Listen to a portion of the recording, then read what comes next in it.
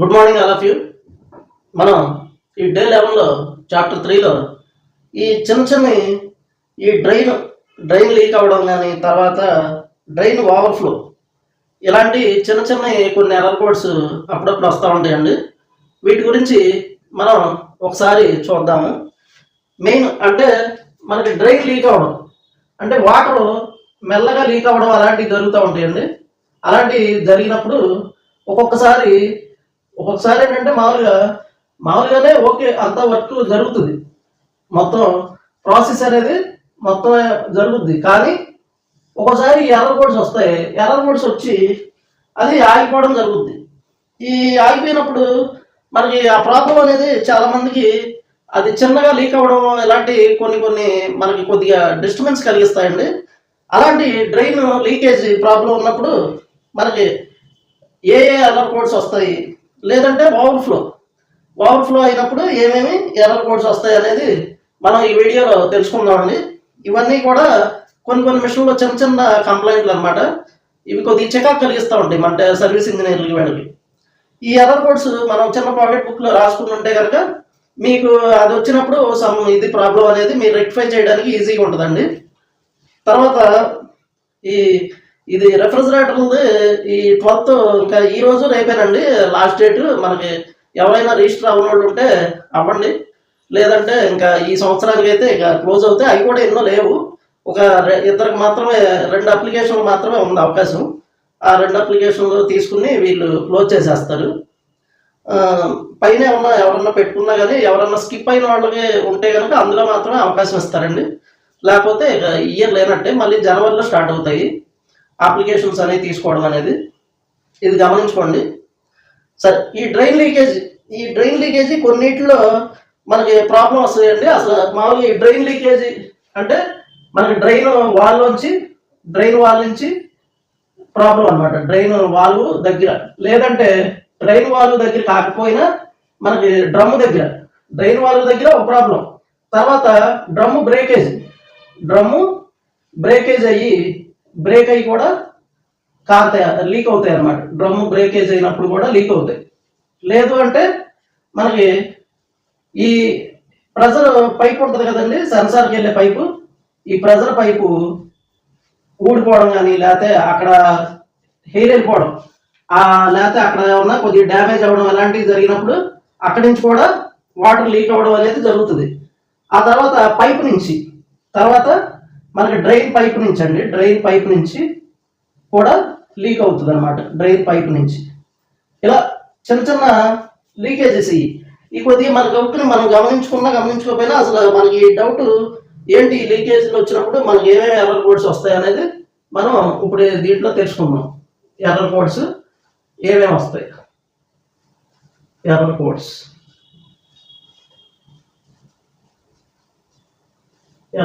ఏమేమి వస్తాయి అనేది మనం ఈ వీడియోలో తెలుసుకుందాం.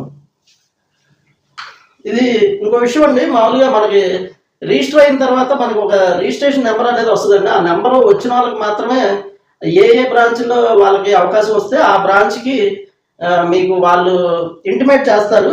మామూలుగా ఇప్పుడు నేనైనా చేస్తూ ఉంటాను కొంతమందికి. ఆ ఇంటిమేట్ చేసినప్పుడు మాత్రం ఆ బ్రాంచ్లకి మాత్రమే మీరు వెళ్ళగలుగుతారండి. విడిగా ఆ బ్రాంచ్లకి మీరు ఈ విజిట్ చేయడం అలాంటివి అయితే మామూలుగా వీళ్ళు అంటే ఉన్న స్టూడెంట్స్కి ఇలా ప్రతి ఒక్కరు వీళ్ళు వస్తూ ఉంటే క్లాస్ మధ్యలో డిస్టర్బెన్స్. మెయిన్ ఇక్కడ అన్ని ఇన్స్టిట్యూట్లలో ఇక్కడ కుదరదండి. ఇక్కడ ఏంటంటే క్లాసు టైంలో నాతో సహా ఎవరు కూడా మొబైల్ అనేది యూజ్ చేయడానికి పర్మిషన్ లేదు. మీరు క్లాసులో ఉన్నప్పుడు మొబైల్ యూజ్ చేయడానికి పర్మిషన్ లేదు. ఖచ్చితంగా క్లాసు స్టార్ట్ అయిన దగ్గర నుంచి ఎండ్ అయ్యే వరకు కూడా అందరూ కూడా మొబైల్స్ సైలెంట్ మోడ్లో పెట్టుకోవాలన్నమాట. మధ్యలో ఒక 15 minutes టైం ఇస్తామంటే మామూలుగా మన క్లాసు స్టార్ట్ అయిన తర్వాత ఒక 1 hour 1.5 hour థియరీ చెప్పాక ప్రాక్టికల్ జరిగే ముందు ఒక 15 minutes బ్రేక్ ఇస్తాం. ఆ బ్రేక్లో ఎవరైనా ఫోన్ చేస్తే వాళ్ళకి తిరిగి చేయడానికి మీకు ఆ టైం యూజ్ చేసుకోవచ్చు. ఇక ఎలాగో లంచ్ బ్రేక్లో ఇప్పుడు మనం కనీసం ఒక 2 గంటలన్నా దాన్ని సైలెంట్లో పెట్టలేకపోతే ఈ మిగతా స్టూడెంట్స్కి ఇబ్బంది, క్లాస్ మధ్యలో ఆగిపోయిద్ది. లేదు వాళ్ళకి ఆ ఫోన్ మాట్లాడుతా బయటికి వెళ్ళి ఫోన్ మాట్లాడుతుంటే వాళ్ళకి మరి క్లాస్ ఆపాలి కదా అతను వచ్చే వరకు. ఇలాంటి ఇబ్బందులు ఎదురవుతాయి. అందుకని ఇలా స్ట్రిక్ట్ రూల్స్ అనేవి ఉంటాయండి. ఏంటంటే మీరు ఇక్కడ డబ్బులు క్వశ్చన్ కాదు, ఏదో మీరు డబ్బులు కట్టావు ఇక్కడ ఇలా చేస్తాం అలా చేస్తాం అంటే ఇక్కడ ఒప్పుకోరు అనమాట. ఎందుకంటే ఖచ్చితంగా రూల్స్ అనేవి పాటించి నేర్చుకునే వాళ్ళకి మాత్రమే ఇక్కడ అవకాశం ఉంటుంది. అది మధ్యలో 1 గంట 2 గంటలు కూడా ఫోన్ ఆపుకోలేకపోతే అలాంటి వాళ్ళు అసలు ఇన్స్టిట్యూట్కి రాని అవసరం లేదనమాట. వీళ్ళు పెట్టిన దాని ప్రకారం వాళ్ళని యాక్సెప్ట్ చేయరు. మీ డబ్బులు మీకు తిరిగి నుంచి పంపించేస్తారు. ఇక్కడ అలా ఉంటుందండి. ఎందుకంటే నేర్చుకోవాలన్న శ్రద్ధ ఉన్నవాళ్ళు మాత్రమే రావాలి. ఏదో ఊరినే కాలక్షేపంగా టైం పాస్గా అలాంటి వాళ్ళు అవసరం లేదు. యాక్చువల్గా మీ చైర్మన్ సార్ కూడా మీటింగ్లో అదే చెప్తారు. అదండి, మీరు ఏదో బ్రాంచ్లు చూడడానికి లేకపోతే ఇదే టూరిస్ట్ ప్లేస్ కాదు కదా, బ్రాంచ్లు చూడడానికి అలాంటి అవకాశాలు ఏమి ఉండవండి. ఇప్పుడు ఈ విజిటింగ్ ఆఫీసర్ లాగా బ్రాంచ్లకి అలా రావడం అలా ఏముండదు. మీకంటూ ఒక రిజిస్టర్ నెంబర్ వస్తుంది. మీది ఎక్కడైతే వచ్చిద్దో అక్కడికి మీకు వాళ్ళు మొత్తం మ్యాప్ అంతా అక్కడికి వచ్చే మ్యాప్ కానీ ఆ చుట్టుపక్కల ఉన్న హాస్టల్స్ కానీ అన్ని ఇన్ఫర్మేషన్ ఇస్తారు. మీకు ఆ ఫ్యాకల్టీ అనేది మీకు అవైలబుల్లో ఉంటారు. మామూలుగా క్లాసు టైంలో ఎత్తపోయినా ఒకవేళ మీరు ఫోన్ చేసిన తర్వాత బ్రేక్ టైంలో అయినా మీకు తిరిగి కాల్ చేస్తారు. అది చేసి మిమ్మల్ని రిసీవ్ చేసుకుని మొత్తం ఆ ఫ్యాకల్టీ మీకు అందులో అడ్మిషన్ అనేది ఇప్పించడం జరుగుతుంది. కొంతమంది అయితే ఇదే ఇలా అడుగుతున్నారని చెప్తున్నా ఫ్రెండ్స్. నెక్స్ట్ ఏంటంటే ఇప్పుడు ఇక్కడిక్కడ మనకు లీకేజెస్ ఉండటం వల్ల ఆ లీకేజెస్ మనం ఐడెంటిఫై చేయడం కొద్దిగా ఇబ్బంది అయినప్పుడు మనం ఈ ఎర్రర్ కోడ్స్ అనే ద్వారా మనం దాన్ని ఐడెంటిఫై చేయొచ్చండి. మనకి ఈ కంప్లైంట్ ప్రకారం మనకి ఏఈ అని ఒక ఎర్రర్ కోడ్ వస్తుందండి. ఏఈ ఈ ఎర్రర్ కోడ్ వచ్చినప్పుడు కూడా మనకి ఎక్కడైనా కానీ లీకేజెస్ ఉంటే కనుక ఈ ఏఈ అనేది ఎర్రర్ కూడా వస్తుంది అనమాట. తర్వాత మనకు అలాగే ఎల్ఈ అని కూడా ఎల్ఈ అనేది కూడా ఎర్రర్ కూడా వస్తుంది. ఇది ఎల్ఈ అనేది కొన్నిటిలో మోటార్ కంప్లైంట్ అన్న వస్తుందండి. అది తర్వాత చెప్పుకుందాం అది ఏంటి అనేది. మనకి ఫ్రంట్ లోడ్లో హాల్ సెన్సార్ కంప్లైంట్ ఉంటే కూడా ఈ ఎల్ఈ అనేది వస్తుంది అనమాట. తర్వాత ఫ్రంట్ లోడ్ అట్లాగే మనకి వాటర్ ఓవర్ఫ్లో అయిందనుకోండి, అప్పుడు మనకి ఓవర్ఫ్లో అయితే కనుక ఎఫ్ఈ అని వస్తుందండి. వాటర్ ఇది 5th వాటర్ ఓవర్ఫ్లో అయితే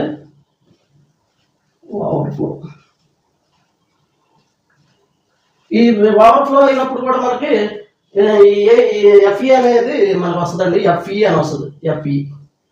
ఇది వచ్చినప్పుడు కూడా మనం ఈ ఎర్రర్ కోడ్ ద్వారా కొంత మనకి యూజ్ అనేది అవుతుంది. అలాగే కొన్నిటిలో ఓఈ అని కూడా వస్తుందండి. ఓఈ ఈ ఎర్రర్ కోడ్ కూడా మనకి కొన్నిటిలో ఓఈ అని కూడా పడుతుంది ఓవర్ఫ్లో అయినప్పుడు. అందుకని మీకు చెప్తాను, ఎందుకంటే వీటితో పాటు మనం వర్క్ అనేది నేర్చుకుంటే మనకు అసలు ప్రాబ్లం అనేది ఒకటండి. ఇదివరకు మీకు చిన్న ఎగ్జాంపుల్ చెప్తా. ఇప్పుడంటే హాస్పిటల్స్లో చూడండి, డాక్టరు మనం మీకు ఏ ప్రాబ్లం ఉందో ఆయనకి అనవసరం. ఎంతసేపు మీరు చెప్పిన ప్రాబ్లమ్స్కి ఏ టెస్టులు చేయాలనేది ఆ టెస్టులు చేస్తమే ఇప్పుడు ప్రజెంట్ మొదలు పెట్టారు. ఇదివరకు ఒక 15-20 years బ్యాక్ మన చెయ్యి పల్స్ చూసి మనకున్న జబ్బు ఏంటనేది చెప్పేసేవాళ్ళు అండి. మనకి ఏ ఇష్యూ ఉందనేది మన నాడి చూసి చెప్పేవాళ్ళు పల్స్. ఇదివరకు డాక్టర్లు ఇప్పటికీ ఉన్నారండి. ఇప్పటికీ కూడా కొంతమంది డాక్టర్లు ఉన్నారు నాకు తెలిసిన వాళ్ళు జస్ట్ మన చెయ్యి నాడి చూసి ఆ రోగం అనేది చెప్తారు. మనం కూడా ఎంతసేపు ఈ ఎర్రర్ కోడ్లు ఈ టెస్ట్లో కాదండి, వాషింగ్ మిషన్ దాని స్థితిగతి ఏంటనేది జస్ట్ మనం ఒక 4-5 క్వశ్చన్ల ద్వారానే దాని యొక్క స్థితి ఏంటనేది మనం తెలుసుకోగలగాలి. అలా తెలుసుకున్నప్పుడే మనకు వర్క్ వచ్చినట్టండి. అంతేగాని ఎంతసేపు ఈ ఎర్రర్ పడిందా, ఒక్కోసారి పీసీబీలో కంప్లైంట్ ఉంటాయి. అప్పుడు మీరు గెస్ట్ చేయలేరు, మీ టైం వేస్ట్ అయిపోద్ది. అది ఏంటనేది మనం వితిన్ సెకండ్స్లో చెప్పే కదండి. 10 minutes మ్యాక్సిమం 10 minutesలో మన ప్రాబ్లం అనేది రెక్టిఫై చేయాలి. అది అలా చేయలేకపోతే అసలు మనం టెక్నీషియనే కాదనమాట. సర్వీస్ ఇంజనీర్ అవ్వాలంటే ఇది 10 నిమిషాల్లో కనుక్కోగలిగితేనే సర్వీస్ ఇంజనీర్. లేకపోతే మనం ఏదో ఊరికే చిన్న ఎలక్ట్రీషియన్ టెక్నీషియన్ లాగా మిగిలిపోతాం. అది ఫ్రెండ్స్. అలాగే టీసీఎల్ అనే ఎర్రర్ ఒకటి పడుతుందండి మనకి. టీసీఎల్ 5వది. ఈ టీసీఎల్ అనే ఎర్రర్ పెడితే కనుక మనం టబ్ క్లీన్ అనేది చేయించుకోమని కస్టమర్కి చెప్పాలన్నమాట. Tub clean చేయించుకోమని. అప్పుడు టబ్ క్లీన్ చేసుకుంటే ఈ టీసీఎల్ అనే ఎర్రర్ పోయిద్ది అనమాట. అంటే ఇది అసలు ఈ టబ్ క్లీన్ సార్, నేను సపోజ్ మీరు ఒక విషయం అడగాలి, ఏంటి సరే సార్ టబ్ క్లీన్ చేస్తే ఈ ఎర్రర్ పోద్దని చెప్పారు. అసలు నేను టబ్ క్లీన్ చేయను. టబ్ క్లీన్ చేయకుండా ఎర్రర్ పోవాలి ఎలా అని అన్నారు అనుకోండి, మనం ఈ ఎర్రర్ని 10 నిమిషాల్లో పోగొట్టేయచ్చు అనమాట, టబ్ క్లీన్ చేయకుండానే. ఇలాంటివన్నీ మనం షార్ట్ కట్స్ తెలుసుకోవాలి. ఎందుకంటే కస్టమర్ ఏమంటాడంటే టబ్ క్లీన్ డబ్బులు ఎక్కువ అవుతాయి, మనం మామూలుగా 2200 1800 నుంచి 2200 వరకు తీసుకుంటాం టబ్ క్లీన్, మనం అంత పెట్టుకోలేని అంటాడు. అప్పుడు మనం ఏంటి, మనం వాళ్ళకి ఒక సజెషన్ ఇవ్వాలి. ఏంటంటే సరే మీరు తర్వాత చేయించుకోండి, ప్రస్తుతానికైతే కనుక నేను లైట్ లిక్విడ్ వాష్ చేస్తాను, దానికి ఒక 800 ఎంత తీసుకుంటా అని చెప్పేసి మనం ఆ ఎర్రర్ పోగొట్టేసేయచ్చు. ఎందుకంటే ఆయనకి టబ్ క్లీన్ మరి అంత మనీ లేదనుకోండి, ఇలా మనం చిన్న సజెషన్తో మనం ఎలాగ వెళ్ళాం, మన సర్వీస్ ఛార్జ్ ఇంకో 500 రూపీస్, ఒక 800 రూపీస్ 1000 రూపీస్ తీసుకుని మనం జస్ట్ ఎలా చేయాలి దాన్ని, ఏంటంటే కస్టమర్కి నొప్పి కలగకూడదు, ఆయనకి డబ్బులు ఇబ్బంది అయినప్పుడు కూడా మనం దాన్ని ఓకే చేసి రావాలి. దానికి ఎలాంటి కొన్ని ప్రాక్టికల్స్ అనేవి నేర్చుకుంటేనే తెలుసుద్ది. ఎందుకంటే అలా నేర్చుకోకుండా ఊరికే బోర్డు మీద చెప్తే అవంతా కూడా మనకి ఏదో రామాయణం మహాభారతం లేకపోతే ఈ బైబిల్ అన్నట్టుగా మనకి ఖురాన్ అన్నట్టుగా ఉంటుంది. ఎందుకంటే అదంతా ఏంటి, మనం అవన్నీ కూడా మనం మనసు ప్రశాంతంగా ఉంటాయి అవన్నీ వింటాం. ఇది కూడా ఏంటంటే అలాగే అయిపోయింది, ఈ చెవులో అయినా ఆ చెవులో వదిలేయడం జరుగుతుంది.